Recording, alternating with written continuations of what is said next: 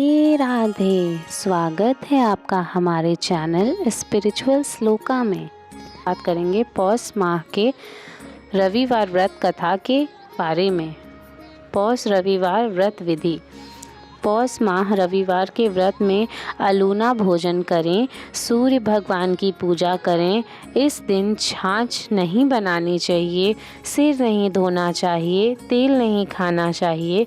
सूरज भगवान की पूजा करके पौष रविवार व्रत कथा कहानी कहनी चाहिए, फिर भोजन करना चाहिए।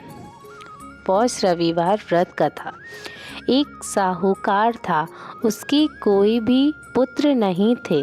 एक दिन वह सुबह के समय घर के बाहर गया तो उसने देखा कि एक किसान खेत में दाना डालने जा रहा था। साहूकार को देखते ही वो वापस लौट गया और बोला कि आज तो शगुन अच्छा नहीं हुआ। जब साहूकार ने यह सुना तो उसका मुंह उतर गया। फिर घर आने पर उसकी पत्नी ने पूछा कि आज क्या बात है। साहूकार ने सारी बात बताई तो पत्नी बोली, आज चिड़िया आई तो वे भी बोली, बच्चे नहीं हैं तो दाना कहाँ से मिलेगा, कहकर उड़ गई। साहूकार को क्रोध आया। उसी दिन से वह सूरज भगवान की आराधना करने लगा। 12 वर्ष बीत गए। तब सूर्यदेव ने सोचा कि यदि भक्त की पुकार नहीं सुनी तो भगवान को कोई नहीं मानेगा। सूर्यदेव को दया आई।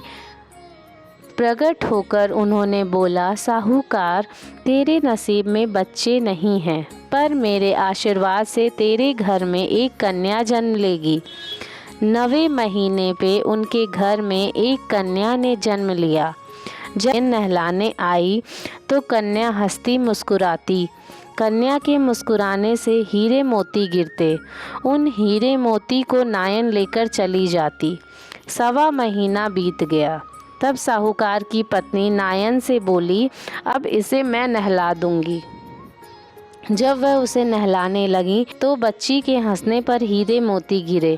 अब तो वह समझ गई कि नायन ने तो खूब हीरे मोती इकट्ठे कर लिए हैं।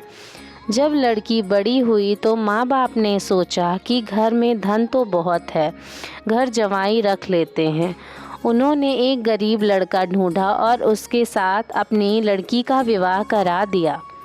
माँ दिन उगते ही बेटी को जाती और उसका मुंह देखती। तब लड़की का पति बोला, बीच सुबह सुबह माँ का क्या काम? तो लड़की बोली, माँ का नियम है कि वह सुबह होते ही मेरा मुंह देखती हैं।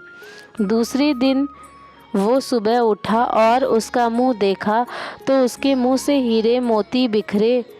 अब तो वह समझ गया कि इसीलिए ही सासू माँ इसका मुंह पहले ही देख लेती हैं। थोड़ी देर बाद लड़की की माँ आई तो हीरे मोती नहीं मिले।